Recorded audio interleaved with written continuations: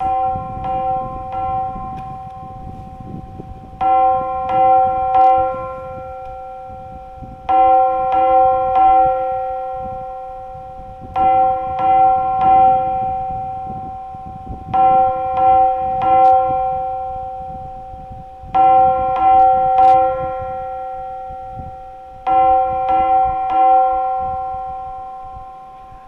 सबका हार्दिक स्वागत है आज की संडे की आराधना में।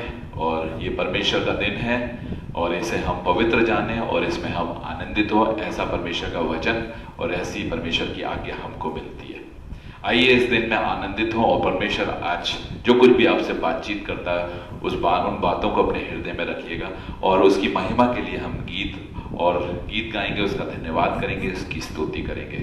तमाम लोगों को जो फेसबुक के माध्यम से अलग अलग जगहों पे इस आराधना में शामिल हैं, हम सबका हार्दिक स्वागत करते हैं। कैलवरी इवेंजिकल चर्च लखनऊ कलीसिया की ओर से कलीसिया के सदस्यों से विनती करेंगे कि वो निरंतर प्रार्थना में रहें ताकि हर एक बात जो यहाँ से टेलीकास्ट होती है वो सब लोगों के जीवन में आत्मिक उन्नति का कारण बने। आइए इस वक्त हम अपने सरों को झुकाएंगे और प्रार्थना में जाएंगे। जीवित महान दयालु कृपालु परमेश्वर, सारी सृष्टि के रचयिता, विलंब से कोप करने वाले अति दयालु और कृपालु परमेश्वर, हम एक बार फिर प्रभु यीशु मसीह के जीवंत और सामर्थ्य नाम को लेकर आपके सिंहासन पर आते हैं और अपने विनती और अपने निवेदनों को परमेश्वर आपकी वेदी पर ला के रखते हैं। अपने बलवंत हाथों को बढ़ाकर परमेश्वर हमारी प्रार्थना को सुनकर ग्रहण करिए।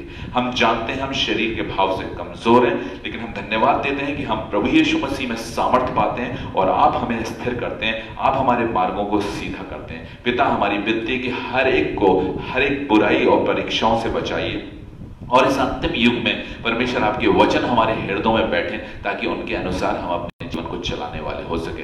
हमारी बुद्धि और समझ को स्थिर करिए ताकि हम आपकी ज्ञान को, आपकी समझ को प्राप्त करके अपने जीवन को स्थिर कर सकें। पिता, सारी बातों के लिए धन्यवाद देते हैं, हर एक परिवार के लिए धन्यवाद देते हैं जो हमें यहाँ इस कलीसिया में, इस आराधना में शामिल है। परमेश्वर, उन सब पर आपका अनुग्रह हो, उन तमाम परिवारों पर आपका अनुग्रह, सबको आपके नाम से, यीशु के नाम से ब्लेस करते हैं और सबको आपके लहू के बाड़े में प्रोटेक्ट करते हैं ताकि शैतान की कोई भी युक्ति किसी भी परिवार में कार्य ना करने पाए, परंतु परमेश्वर आपके अनुग्रह के द्वारा हर एक परिवार जो है स्थिर होने पाए। पिता, हमें हृदय से धन्यवाद देते हैं, सारी बातों के लिए धन्यवाद देते हुए, सारी आशीषों के लिए धन्यवाद देते हुए, खास तौर से प्रभु यीशु मसीह के उस पवित्र लहू के लिए जो कैलवरी पर हमारे पापों के लिए बहा है, जिसके द्वारा हम शुद्ध और पवित्र और धार्मिक ठहरते हैं। पिता, इसके लिए हृदय से धन्यवाद करते हैं और विनती करते हैं कि यीशु के नाम में हम सबको स्थिर करिए। सारी प्रार्थनाओं को हम प्रभु यीशु मसीह के जीवंत और सामर्थ्य नाम में मांगते हैं। आमीन और आमीन। मेरे प्रिय भाई बहनों, हम एक बार फिर परमेश्वर की आराधना में और इस संडे चर्च सर्विस में सम्मिलित हैं और हम उम्मीद करते हैं कि आप सब आज की आराधना के द्वारा स्थिर होंगे। आइए हम उस परमेश्वर की स्तुति में एक गीत गाएंगे और इसके बाद हम जो है पश्चातापी प्रेयर में जाएंगे। आज का दिन यहोवा ने बनाया, हम उसमें आनंदित हो। बहुत ही सुंदर और बहुत ही प्यारा गीत है और इस गीत को मैं इसलिए पहले गाना चाह रहा हूं ताकि आप इसमें आनंदित हो। अपने मनों को तैयार करिए इस गीत के माध्यम से और उसकी स्तुति और जय जयकार करिए। जॉय जो है, जॉनथन जो है वो कैसियोपेर है, संगीता और मैं जो हूँ गाने में आपके साथ हैं, आपको गाने में लीड करेंगे और आप सब अपने स्थानों पे इस गाने को गा सकते हैं और गाइए। मैं चाहता हूं कि आप सब गाइए क्योंकि लिखा है मन से विश्वास किया जाता है और मुंह से अंगीकार, इसलिए बोलने की आवश्यकता, गाने की आवश्यकता। अपनी महिमा को, अपनी जय जयकार को, अपने धन्यवाद की भेंटों को अपने मुंह से बोलकर परमेश्वर की वेदी तक पहुंचाइए।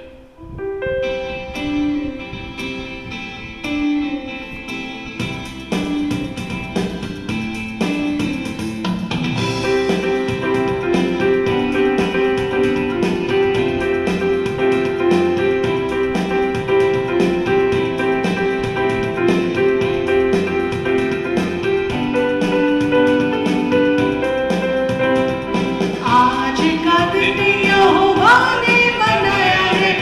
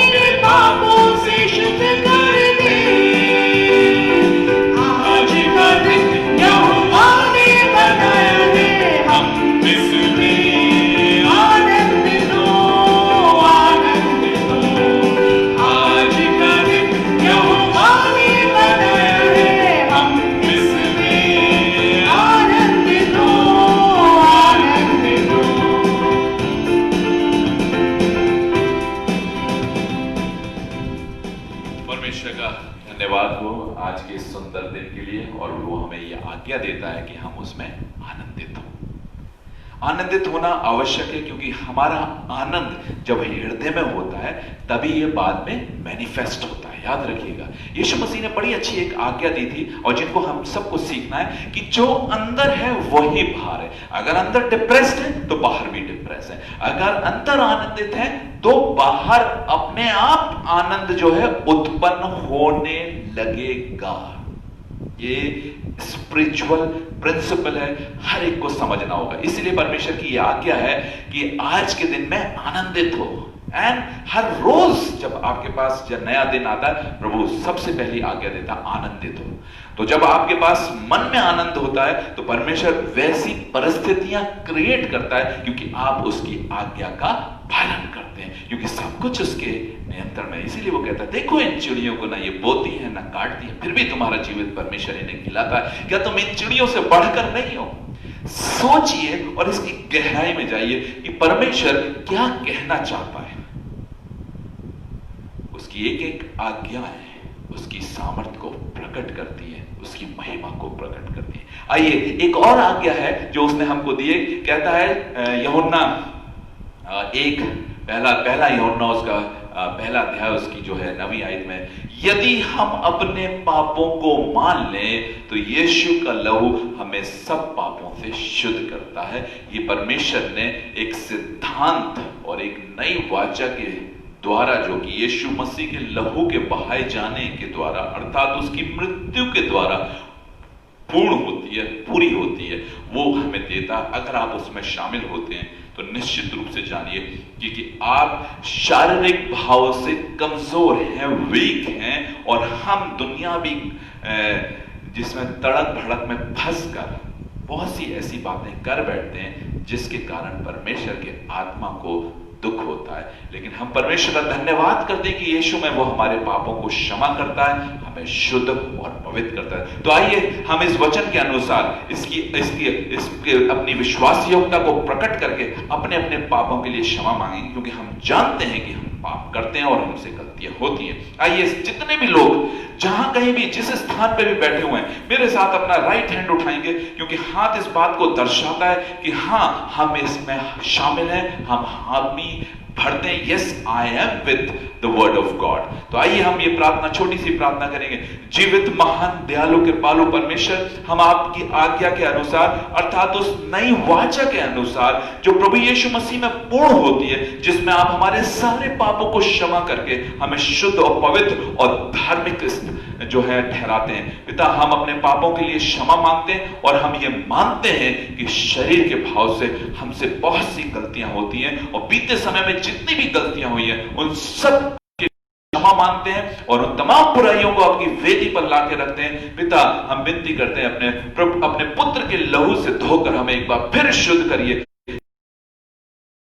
का पालन करके उन बातों पर चलकर आपके अनुग्रह को प्राप्त करने वाले हो सके। हम बुराई में पड़ जाते हैं और शारीरिक रूप से कमजोर हैं, इसलिए अपनी कमजोरियों को आपकी वेदी पर, आपके चरणों पर लाके रखते हैं। अपनी सामर्थ्य के द्वारा हम सबको, और जितने लोग अपने विश्वास को आज इस फेसबुक के माध्यम से, इस आराधना के माध्यम से अपने पापों की क्षमा मांग रहे हैं अपने स्थानों पे, मैं विनती करता हूं कि उनके पापों को भी क्षमा करिए, क्योंकि आपने कहा है कि जो कोई विश्वास करेगा वो अनंत जीवन पाएगा। अर्थात जो कोई विश्वास करेगा और इसके अनुसार करेगा उसके पाप क्षमा किए जाएंगे। पिता, हम सबके पापों को क्षमा करके आज और इसी वक्त हमें शुद्ध करिए, तमाम अंधकार की शक्तियों के प्रभाव को नष्ट करिए, तमाम जो है शैतान के दास्तव से हमें छुड़ाइए, और परमेश्वर तमाम वो टॉर्मेंट करने वाली स्पिरिट्स के बंधनों से हमें मुक्त करिए, तमाम वो आकर्षित करने वाली स्पिरिट्स से हमें छुड़ाकर हमें परमेश्वर सीधे मार्ग पर चलाइए। प्रभु यीशु मसीह के जीवंत और सामर्थी नाम में मांगते हैं,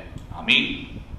मेरे प्रिय भाई बहनों, एक खास प्रार्थना है हमारे पास इस वक्त। हमें शारदा कुमारी जी, जो कि हमारे कोलीग नीरज श्रीवास्तव हैं, उनकी मदर इन लॉ हैं, जो कि इस वक्त हॉस्पिटलाइज्ड हैं, और उनका जो है क्रिएटिनिन बढ़ गया है, उसकी वजह से जो है वो डायलिसिस में हम सब एक मन होकर प्रार्थना करें, क्योंकि उन्होंने अपने विश्वास को प्रकट करा है। आइए हम अपने दाहिने हाथ को, राइट हैंड को उठाएंगे और इस वक्त हम सिस्टर शारदा के लिए, बहन शारदा कुमारी के लिए प्रार्थना करेंगे। जीवित महान दयालु कृपालु परमेश्वर, आपने कहा यदि तुम मुझ पर विश्वास करोगे तो निश्चित रूप से चंगाई पाओगे। पिता, जबकि भाई नीरज ने इस विश्वास को प्रकट करा, आज हम सब अपने अपने स्थानों पर बैठ के परमेश्वर उनकी सिस्टर इन लॉ, उनकी मदर इन लॉ के लिए हम प्रार्थना करते हैं। परमेश्वर इसी वक्त उनको चंगा करते हैं। परमेश्वर जो शरीर के अंदर जो दुर्बलता है, शरीर के अंदर जो क्रिएटिनिन बढ़ा हुआ है, जिसके द्वारा परमेश्वर, जिसके कारण उनको डायलिसिस पे जाना पड़ा है, प्रभु आज और इसी वक्त उनकी किडनियों को यीशु के नाम से चंगा करते हैं, ताकि वो अपना पूरा काम करें और शरीर के अंदर बढ़ा हुआ क्रिएटिनिन संतुलित करते हैं, ताकि वो चंगी हो और उठ के खड़ी हो और आपकी सामर्थ को देखने वाली हो सके। पिता, अपने अनुग्रह, अपनी बड़ी सामर्थ के द्वारा इसी वक्त काम करके परमेश्वर अपनी चंगाई को प्रकट करिए, यीशु मसीह के नाम से मांगते हैं, आमीन। मेरे प्रिय भाई बहनों, लिखा है विश्वासी के लिए कुछ भी हो सकता है। यही हमारा आधार है कि हमें उस जीवित परमेश्वर पर विश्वास करना है। आइए इस वक्त हम आज के वचन में जाएंगे, जो कि बहुत ही प्रभावशाली और बहुत ही इंपॉर्टेंट है। इंपॉर्टेंट इसलिए है कि मैं अक्सर देखता हूं कि लोग मुझसे आते हैं और कहते हैं, पास्टर हमारे लिए प्रार्थना करें कि हम आत्मिक रीति से बढ़ें। यह अक्सर मैंने देखा, बहुत लोग मुझसे इस बात के लिए कहते हैं कि मेरे लिए प्रार्थना करिए कि मैं आत्मिक रीति से बढ़ूं। मेरे प्रिय भाई बहनों, मुझे यह समझाना पड़ेगा आज आपको, और इस वचन के माध्यम से मैं समझाना चाहता हूं कि आप आत्मिक रीति से तब बढ़ते हैं जब आत्मिक रीति से बढ़ने वाली चीजें जो आपको रोकती हैं उनको आप हटाते हैं, अवरोधकों को हटाते हैं। अगर मार्ग बंद है तो आप उधर नहीं जा सकते। अगर आपके जीवन में ऐसी बातें हैं जो आपको आत्मिक रीति में बढ़ने से रोकती हैं, यदि आप उनको नहीं हटाते हैं तो आप किसी भी रीति से नहीं बढ़ सकते। इसलिए आज का जो टॉपिक है वो है worldly spirit, the spirit of world.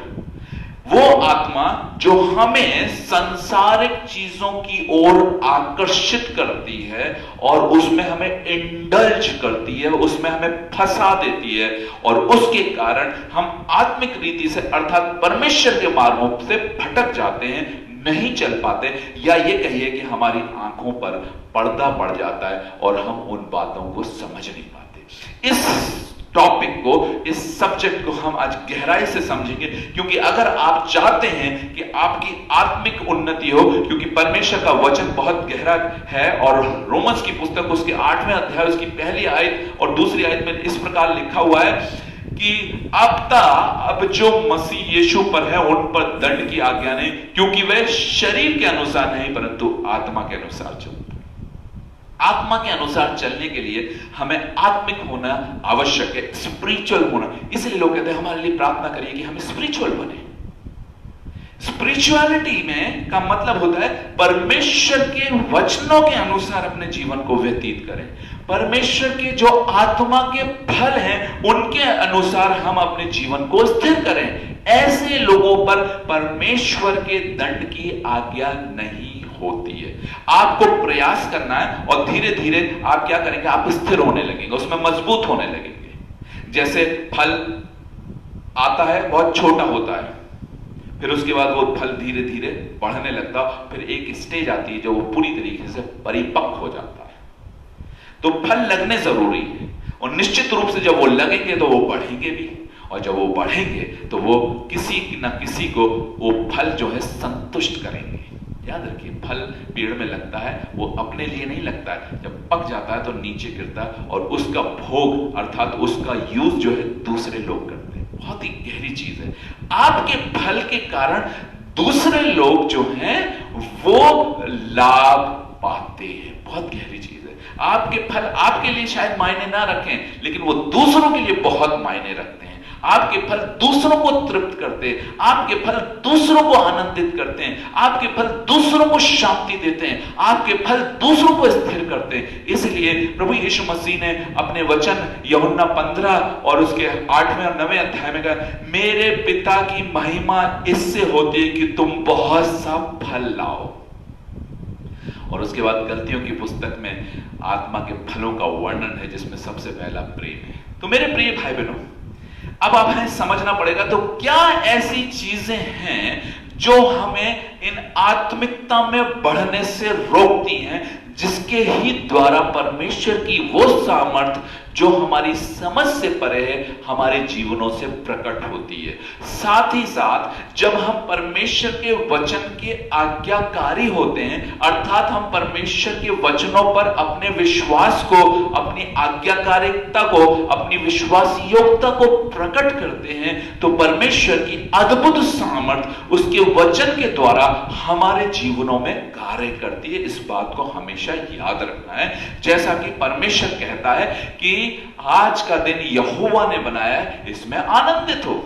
अब आप कहेंगे हमारे घर की परिस्थितियां तो ऐसी नहीं है कि हम आनंदित हों, लेकिन यदि आप इस वचन का पालन करेंगे और अपने आप को परमेश्वर के वचन के अनुसार आनंदित करेंगे, तो आने वाले समय में परमेश्वर आपकी विश्वास योग्यता के द्वारा आपके जीवन में आनंद के कारणों को लेकर आएगा। That is his work. याद रखिएगा, आपका अपना काम क्या है और परमेश्वर का काम, दोनों में फर्क है।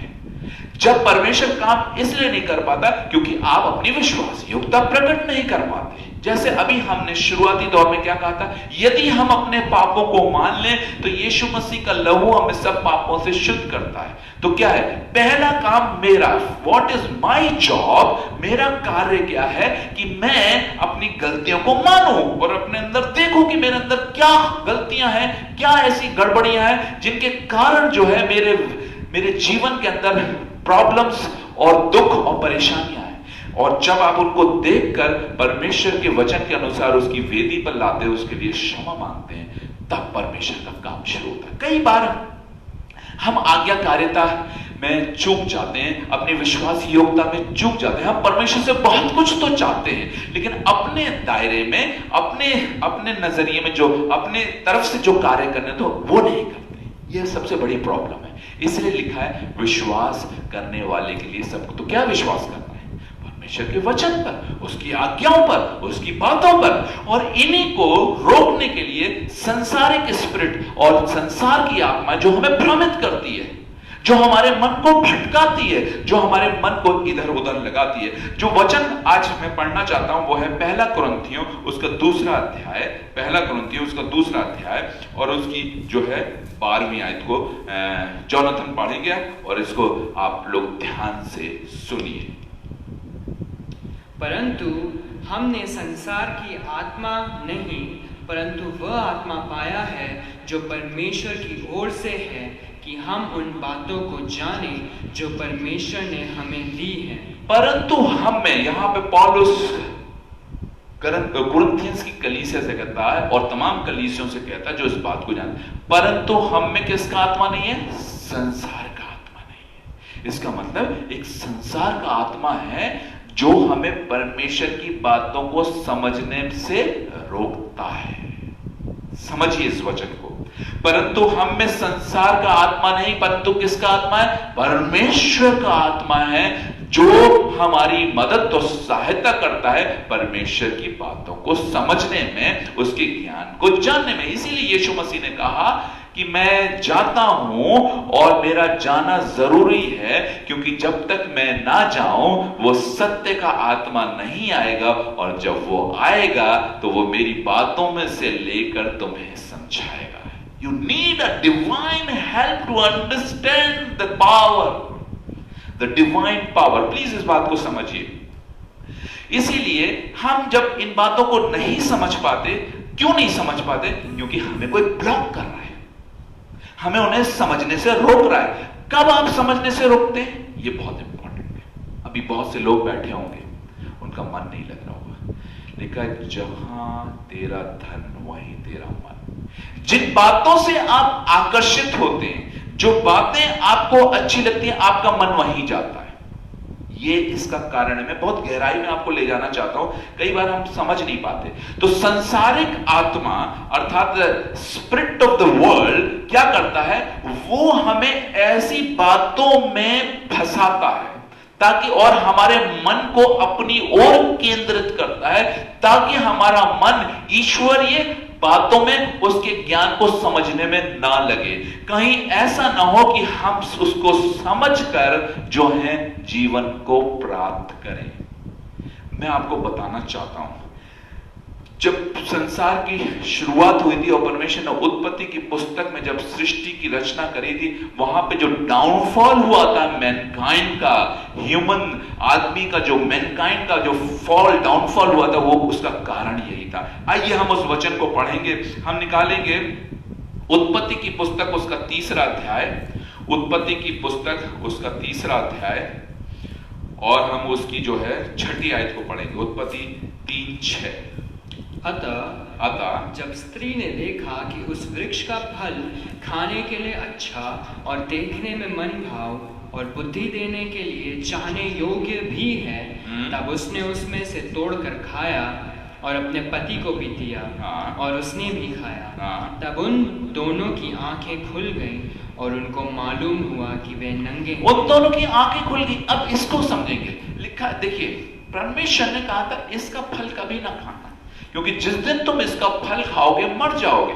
अच्छा, ये क्या है? ये कौन सा पेड़ था? ज्ञान का पेड़ था, बुद्धि का पेड़ था। कौन सी बुद्धि है ये? संसारिक ज्ञान, संसारिक बुद्धि। अब इसकी गहराई में जाइए, वहां पे दृष्टांत के रूप में लिखा हुआ है, लेकिन जो पेड़ परमेश्वर, जो अदन की वाटिका थी, वो संसार है, अर्थात वो आपका मन भी है, जहां पर 2 पेड़ लगे हुए जो कि इस बात को दर्शाते हैं, एक संसार है और एक पिता है और प्रभु है जो जीवन का वृक्ष था। जिस दिन तुम इस पेड़ का फल खाने लगो, यह आज तक ये बात लागू होती है। यदि हम अपनी मन संसारिक शिक्षाओं पे, संसारिक ज्ञान पर, संसारिक विधि और विधानों पर, संसारिक परंपराओं पर लगाएंगे, तो निश्चित रूप से हम परमेश्वर को, उस सृष्टिकर्ता को, उस जीवित परमेश्वर को कभी भी प्राप्त नहीं कर सकते। तो इसी प्रकार से संसार क्या करता है? अपने ज्ञान के अनुसार हमें जो है भ्रमित कर फंसाता है, ताकि हमारी दृष्टि सच्चे ज्ञान पे, जीवित परमेश्वर पे कभी भी ना लग पाए। हमारा चित्त वहां तक पहुंच ही नहीं पाता है। इसलिए हम जो है भ्रमित हो जाते हैं और पद से गिर जाते हैं, और अंत में क्या होता है? हम मृत्यु को प्राप्त करते हैं। एक वचन और पढ़ेंगे, पहला यूहन्ना, 1 जॉन, पहला यूहन्ना निकालेंगे, उसका 2रा अध्याय, और उसकी हम 15वीं आयत को पढ़ेंगे। 2रा अध्याय। क्योंकि परमेश्वर की इच्छा ये है कि तुम भले नहीं, आप 15 से पढ़िए। पहला यूहन्ना 2रा अध्याय और उसकी 15वीं आयत से। तुमने तो संसार से और ना संसार में की वस्तुओं से प्रेम रखा। तुम ना तो संसार से, अब ध्यान दीजिएगा, तुम ना तो संसार से और ना संसार की वस्तुओं से क्या रखो? प्रेम रखो। हाँ, यदि कोई संसार से प्रेम रखता है तो उसमें पिता का प्रेम नहीं। अब ये बहुत इंपॉर्टेंट है, प्लीज कलीसिया इसे समझिए। यहां पर एक सिद्धांत है। जब हम, लिखा है, यीशु मसीह कहता है तुम 2 स्वामियों की सेवा नहीं कर सकते, एक से मिले रहोगे और एक से बैर रखोगे। हम संसार और परमेश्वर दोनों से प्रेम नहीं रख सकते, क्योंकि संसार जो है वो मृत्यु को दर्शाता है, उसका विनाश होना। जितनी भी संसारिक परंपराएं, जितनी भी संसारिक ज्ञान है, ये हमें मृत्यु की ओर ले जाता है। इस बात को समझना है, चाहे ये कितना भी अच्छा क्यों ना हो, लेकिन इसका अंत मृत्यु, यही परमेश्वर हमें समझाता है। लेकिन जो लोग परमेश्वर अर्थात ईश्वरीय ज्ञान की ओर चलते हैं, वो जो है अनंत जीवन को प्राप्त करते हैं। लेकिन सबसे बड़े दुख की बात यह है, और यह कहिए परेशानी की बात है, कि जो ईश्वरीय मार्ग है वो हमें जो है आकर्षित नहीं लगता है। सबसे बड़ी प्रॉब्लम यह है, क्योंकि उसे समझना होता है। संसार का ज्ञान आकर्षित करता है, क्योंकि संसार का ज्ञान भौतिक चीजों में है, मटेरियल में, जो कि हमें दिखाई देता है। इसलिए क्योंकि वो हमें दिखाई देता है, हम उसकी तरफ आकर्षित हो जाते हैं। अगर हम, अब ध्यान दीजिए, अब आगे की वर्ष पढ़िए, 16वीं वर्ष में क्या लिखा हुआ है? क्योंकि जो कुछ संसार में है अर्थात शरीर की अभिलाषा और आंखों की अभिलाषा और जीविका का घमंड वो पिता की ओर से नहीं परंतु संसार ही की ओर से। आगे 17वीं आयत, संसार और उसकी अभिलाषाएं दोनों मिटते जाते हैं पर जो परमेश्वर की इच्छा पर चलता है वह सर्वदा बना रहे। सर्वदा बना रहे। यह परमेश्वर का वचन प्रकट करता था कि धोखा ना खाना प्लीज, क्योंकि संसार जो है हमें अभिलाषाओं में फंसाता है, और जो 3 अभिलाषाएं यहाँ पे, जो मेन इंपॉर्टेंट अभिलाषाएं यहाँ पे दी हैं, उनको हमें समझना बहुत ही जरूरी है। पहली है कि जो आप यहां पे देखेंगे, शरीर की अभिलाषा, शरीर की अभिलाषा, आंखों की अभिलाषा और जीविका का घमंड। ये 3 इंपॉर्टेंट, इसको ध्यान दीजिएगा।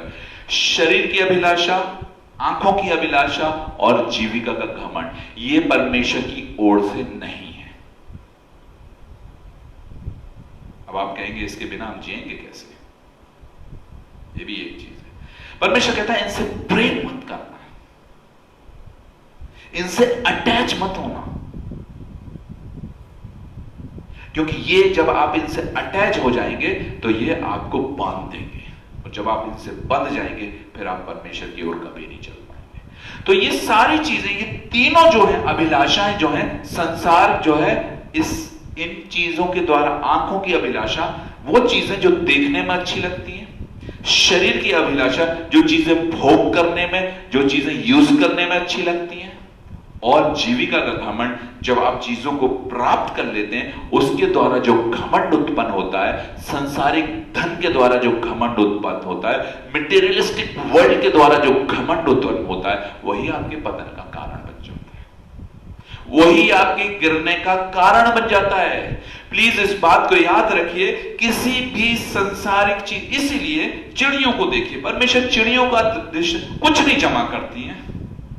मुझे ये वचन इतना ज्यादा प्रभावित करता है, इतना ज्यादा प्रभावशाली वचन है कि देखो इन चिड़ियों को ना ये बोती है, ना काटती हैं, और ना खत्तों में, खजानों में बटोर कर रखती है, ना इनके पास कोई बैंक बैलेंस है, ना इनके पास कल के लिए कुछ खाने को, फिर भी तुम्हारा परमेश्वर इन्हें खिला। परमेश्वर एक सिद्धांत बता रहा है, लिव लाइक बर्ड्स,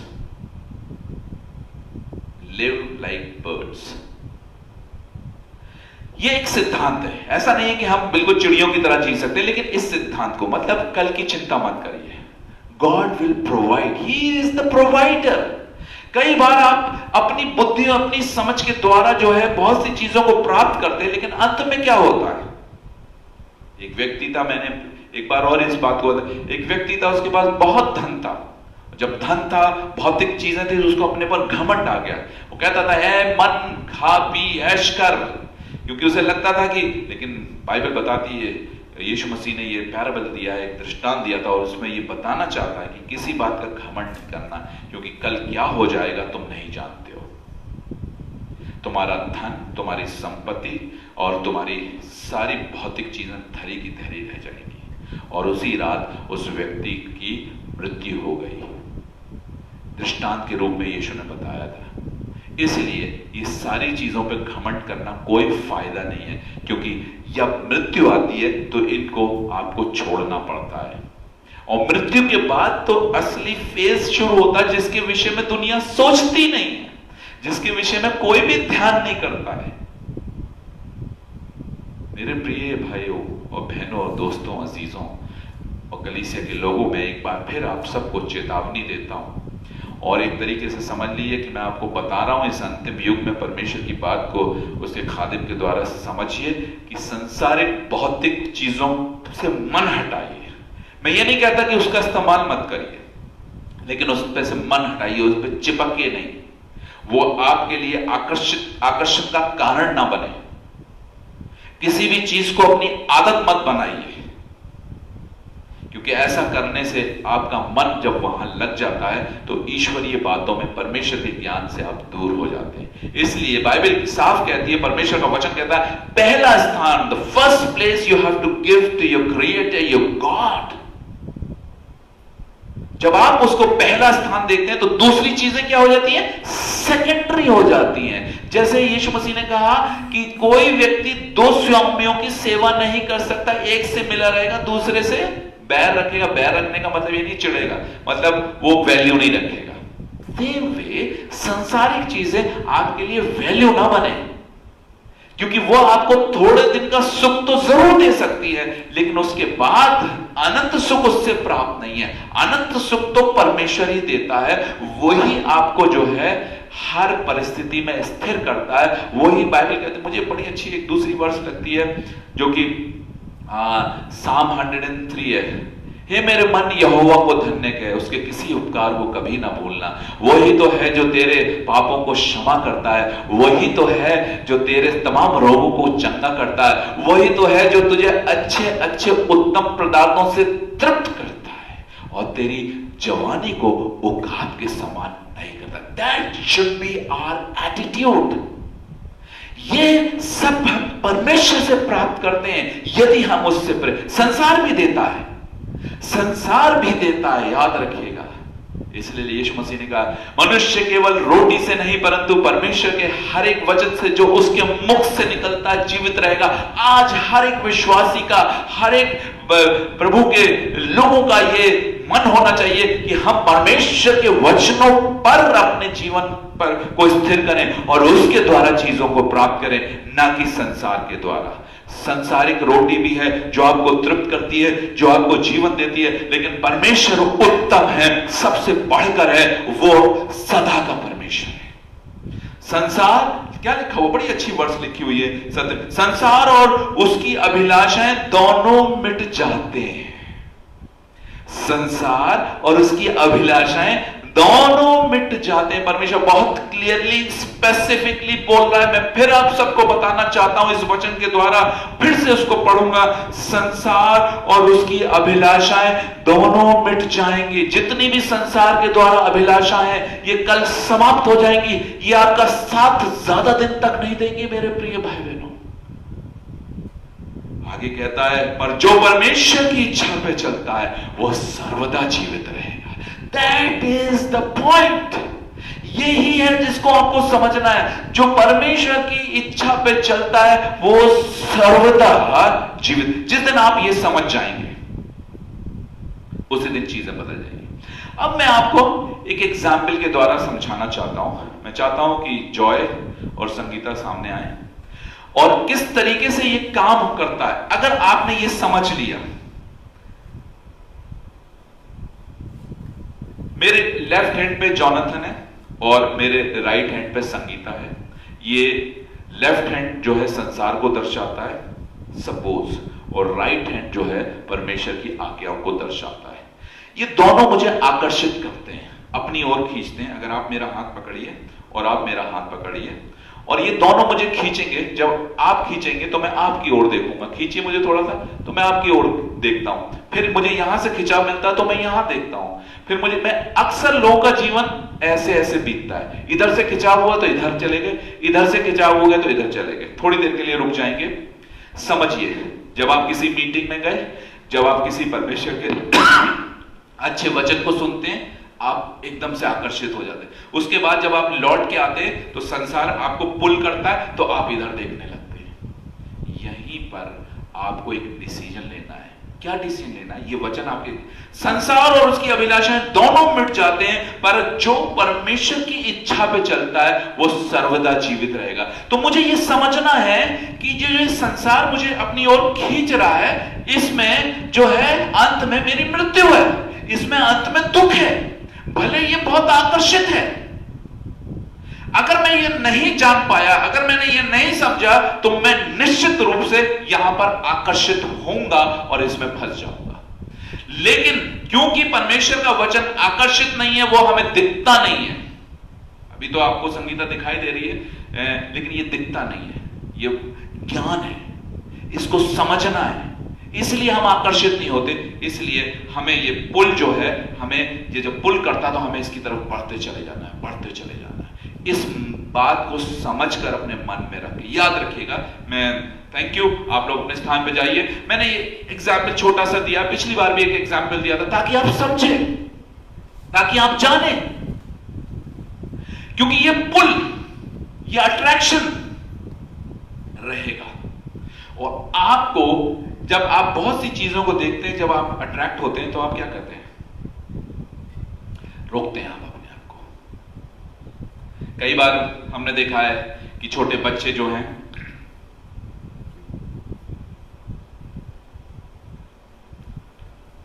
छोटे बच्चे चीजों के लिए जिद करते हैं, पापा हमें ये चाहिए, नहीं हमें ये चाहिए।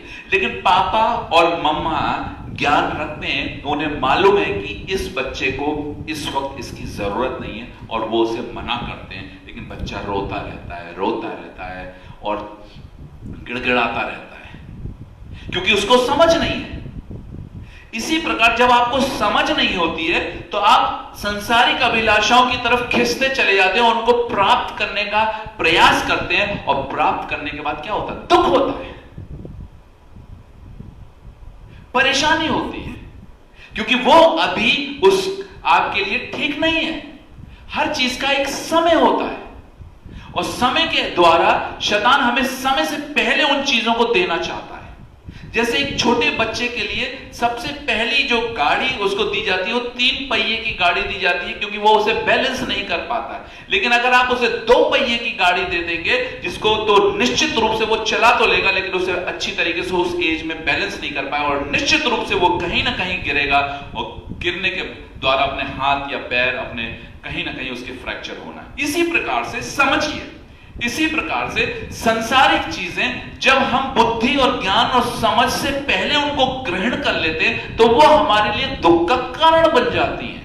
लेकिन जब आप ज्ञान में परिपूर्ण हो जाते हैं, तो आपको पता होता है कि मैं इसका यूज तो करता हूं, लेकिन मैं इसके पीछे भागूंगा नहीं, मैं इसके पीछे अपने जीवन को व्यतीत नहीं करूंगा, मैं इसके लिए जो हूं परेशान नहीं होऊंगा।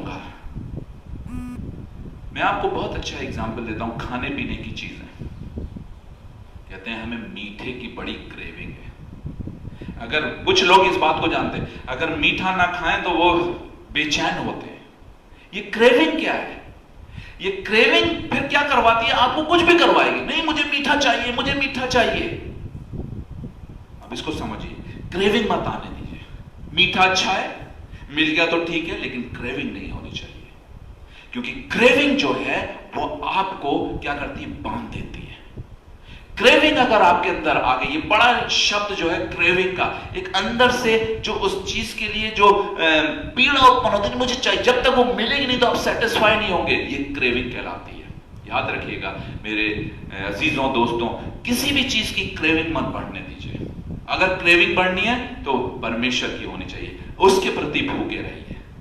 परमेश्वर भी तो कहता है जो भूखा है वो तृप्त किया जाए। किसके? उसके वचन की क्रेविंग होती है। अगर क्रेविंग करनी है तो वचन की क्रेविंग करिए, क्योंकि उसका अंत क्या है? जीवन है। संसारिक को भौतिक चीजों का क्रेविंग क्या होता है? ज्यादा मीठा क्या लेकर आता है? बाद में लोग शुगर की बीमारी से ग्रस्त हो जाते हैं। ज्यादा मीठा खाने वाले शुगर की बीमारी से ग्रस्त हो जाते हैं, और बाद में उनको कितनी परेशानियां झेलनी पड़ती है। अब देखिए, हर एक क्रेविंग, संसारिक क्रेविंग के साथ एक दुख जोड़ा हुआ है। इस बात को समझ लीजिएगा। वो अभी तो नहीं अच्छी लगेगी, अभी तो आपको समझ में नहीं आएगी, लेकिन जब उसका दुख प्रकट होने लगेगा तब आपको रियलाइज होगा, और फिर क्या होता? फिर आपको उसको बस छोड़ना होता। फिर आप छोड़ भी देते हैं, लेकिन उसका दुख आपके साथ चिपका रहता है। बहुत गहरी चीज है। वो क्रेविंग चली जाएगी, लेकिन उसकी पीड़ाएं आपका पीछा जिंदगी भर नहीं छोड़ेगी। इसलिए क्यों ना हम जीवित परमेश्वर की क्रेविंग करें, उसके वचन की क्रेविंग करें, क्योंकि परमेश्वर का वचन कहता है जो है मनुष्य केवल रोटी से नहीं, अर्थात संसारिक तरीके से तृप्त नहीं हो सकता, परंतु परमेश्वर के हर एक वचन से जीवित रहेगा। देखिए, संसारिक चीजें आपको तृप्त करती हैं, नो डाउट, जीवन देती हैं, नो डाउट, आनंद सुख सुविधाएं भी देती हैं, नो डाउट, लेकिन वो ज्यादा दिन की नहीं रहती।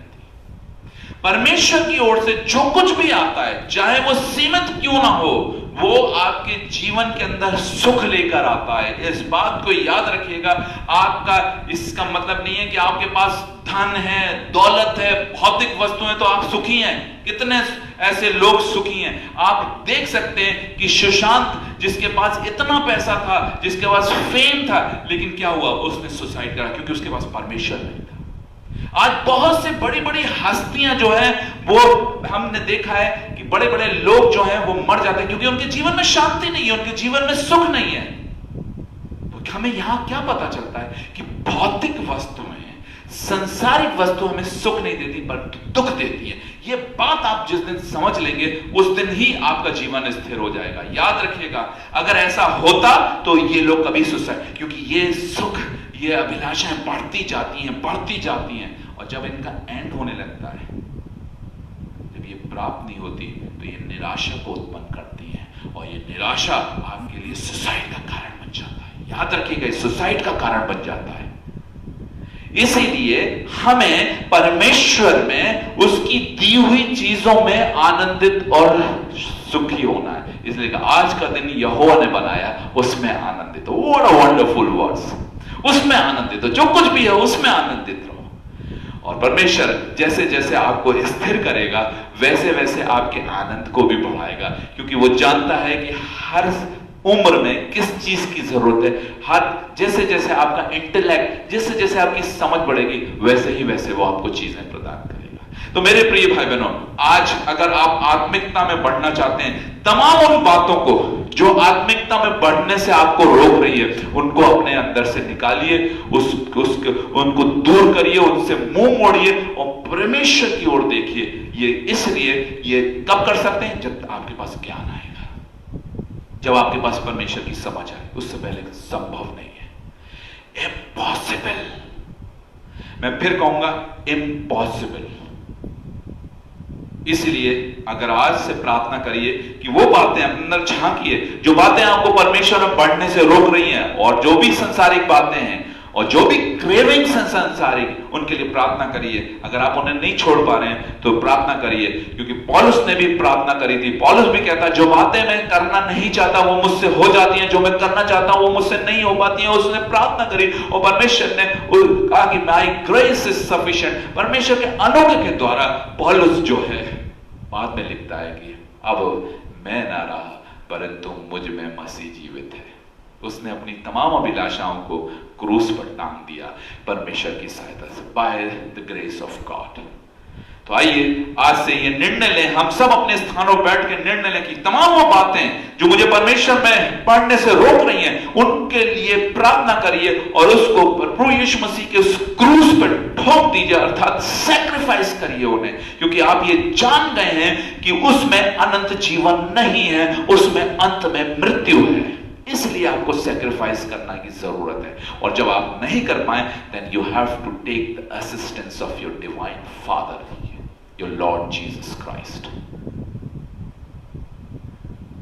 निर्णय लीजिए, आज निर्णय लीजिए मेरे प्रिय भाई बहनों, मेरे दोस्तों, मेरे अजीजों। आज अपने हृदय पे मेरे साथ यहां पर हाथ रखिए, कहिए कि जीवित परमेश्वर, एक छोटी सी प्रार्थना करिए। जीवित परमेश्वर, आज से मैं एक निर्णय लेता हूं, आज से मैं एक डिसीजन लेता हूं कि मैं आपके मार्गों पे चलूंगा और जितनी भी बातें जो मुझे आप में बढ़ने से रोकती हैं, उन्हें मैं यीशु के नाम से सैक्रिफाइस करता हूं, क्रूसीफाई करता हूं। आमीन, आमीन। परमेश्वर आपकी सहायता मदद करे। आइए एक गीत हम जोनाथन के द्वारा सुनेंगे, बहुत अच्छा प्यारा गीत है। और जो गीत है कि दुनिया की भीड़ में क्यों खो रहा है, ये यीशु की आवाज है। ये यीशु की आवाज है मेरे प्रिय भाई बहनों, कि दुनिया की भीड़ में क्यों खो रहा है।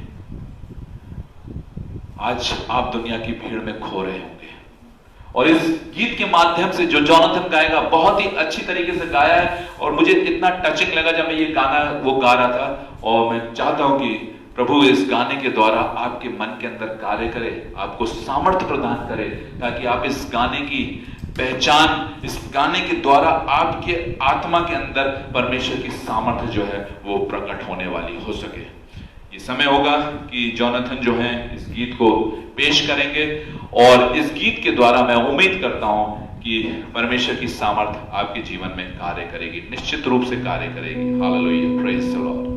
अपने मनों को थाम के बैठिए, और परमेश्वर ने जो आवाज जोनाथन को दी है, मैं चाहता हूं कि वो आवाज इस दुनिया के कोने कोने तक पहुंचे, और इसकी आवाज के द्वारा आपके जीवन में परमेश्वर की सामर्थ्य प्रकट होने वाली हो सके।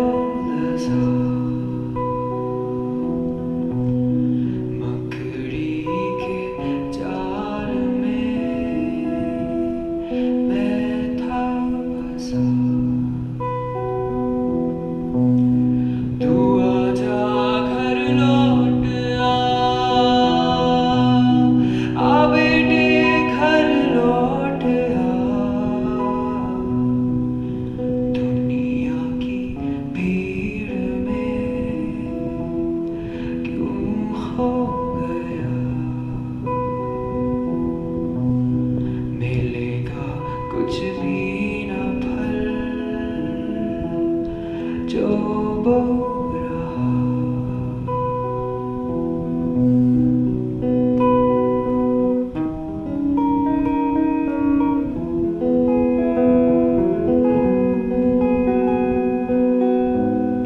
तू आंखें अब खोल कर सब जांच ले, तू सच और झूठ को अब नाप ले, तू सच और झूठ को अब नाप ले।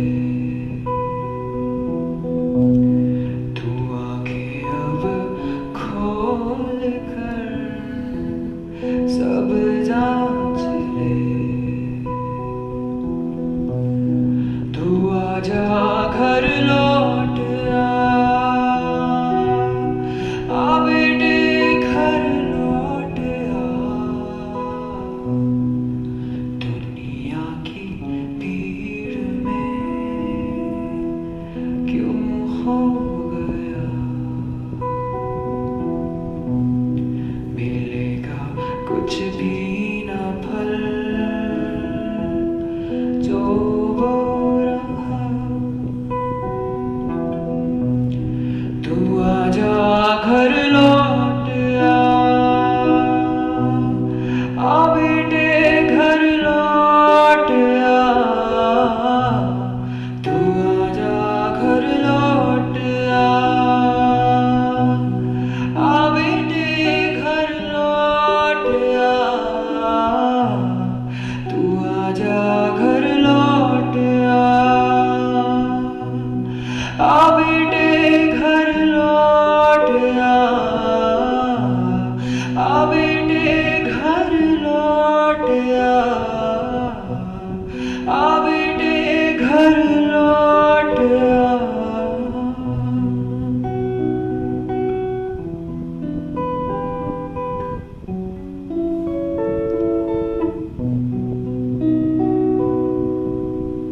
Praise God.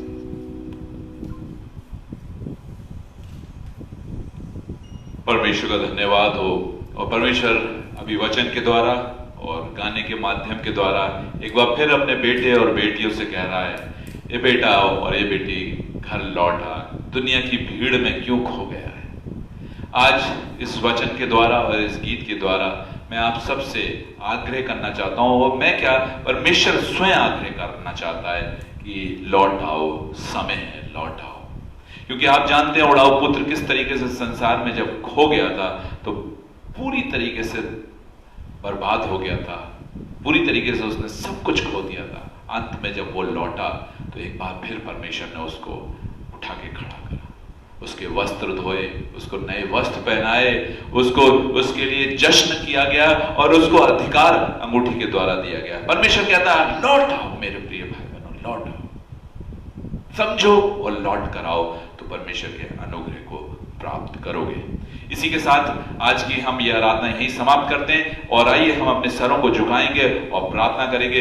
जीवित महान दयालु कृपालु परमेश्वर, हम धन्यवाद देते हैं आज के सुंदर दिन के लिए, और इस वचन के द्वारा, इस गीत के द्वारा हमने आग्रह करा है पिता परमेश्वर आपसे कि परमेश्वर आज आंखों को खोलिए, ताकि परमेश्वर हम तमाम संसारिक अभिलाषाओं को त्याग कर उनको सेक्रीफाइस करके परमेश्वर आपके ज्ञान और अपनी समझ को प्राप्त करके परमेश्वर आपके पीछे चलने वाले हो सके।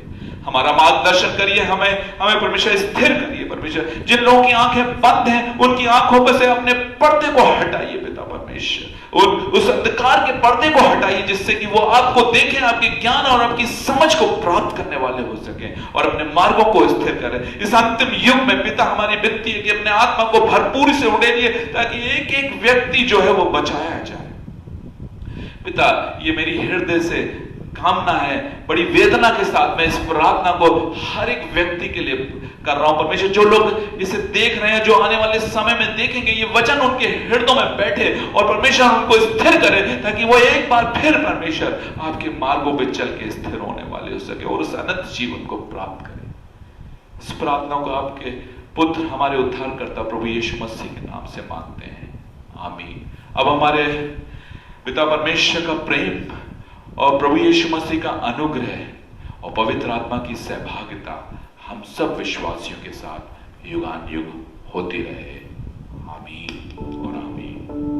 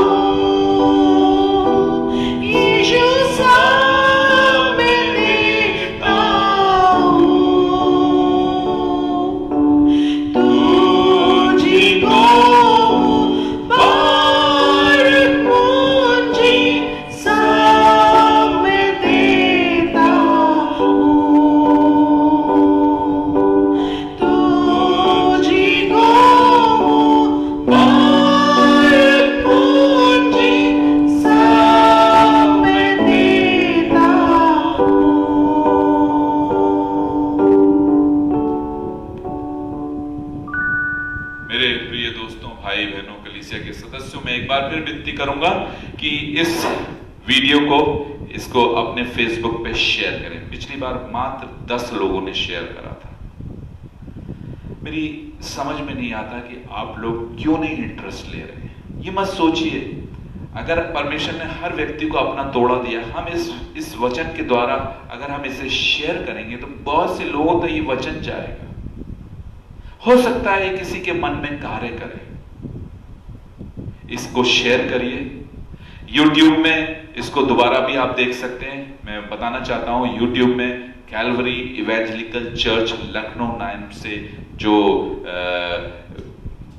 चैनल है, उस चैनल को आप सब्सक्राइब करिए और उस चैनल में आप इस रिकॉर्डिंग को दोबारा से देख सकते हैं, जो कि हमारे तमाम संडे की आराधना और भी वचन वहां पर हैं, जिनको आप देखकर आत्मिक रीति से उठ सकते हैं। और जो वचन आपको अच्छे लगे उनको दूसरों को फॉरवर्ड करिए, ताकि उसके द्वारा उनकी भी उन्नति। हम एक मुहिम में आ जाएंगे। हमें एक मुहिम करनी कि मेरे द्वारा बहुत से लोग, देखिए वचन भले ही परमेश्वर मेरे द्वारा दे रहा है, लेकिन आप जब उस मुहिम में जुड़ते हैं तो पर आपको अपना क्रेडिट मिलता है, क्योंकि हर व्यक्ति अपने अपने जगहों पे व्यक्तिगत रूप से, बहुत सी कलीसियां आज संडे की आराधना अलग अलग स्थानों पे कर रहे हैं। सब लोग अपना अपना काम कर रहे हैं और सब लोग अपनी अपनी जगहों में परमेश्वर में लोगों को जोड़ें, क्योंकि ये काम परमेश्वर का है, ये राज्य परमेश्वर का। हम तो यहाँ पे सेवा के भाव से आते हैं, तो इसलिए अपने कार्य को करें ताकि आपको परमेश्वर आपका प्रतिफल दे। याद रखिएगा, इस बात को मैं फिर बोल रहा हूं कि परमेश्वर ने हमें तोड़े दिए हैं और उन तोड़ों को हमें लेन देन करना यही है। हमें परमेश्वर के राज्य को बढ़ाना है, ताकि इस अंधकार की दुनिया से, दुष्टता की दुनिया से लोग बचाए जाएं। और ये आप और उन लोगों की जिम्मेदारी जिन्होंने इस बात को पहचान लिया है। मैं विनती करूंगा कि इस प्रोग्राम को, इसको तुरंत के तुरंत जितने लोग फेसबुक पे देख रहे हैं इसे शेयर करें। बाद में जो लोग वीडियो में देखेंगे, जो लोग यूट्यूब में देखेंगे, उसको जो है आप दोबारा से अपने अजीजों को, अपने जानने वालों को, अपने फ्रेंड को शेयर करिए, ताकि वो लोग भी आज उस दुनिया की भीड़ से निकलकर परमेश्वर की ओर आने वाले हो सके। आप सबको जय मसीह की। अगली बार फिर हम संडे को मिलेंगे और इस आराधना और परमेश्वर के वचन के द्वारा हम सब स्थिर होंगे। आप सबको प्रभु आप पर दया करे, आप पर अपना अनुग्रह करता रहे।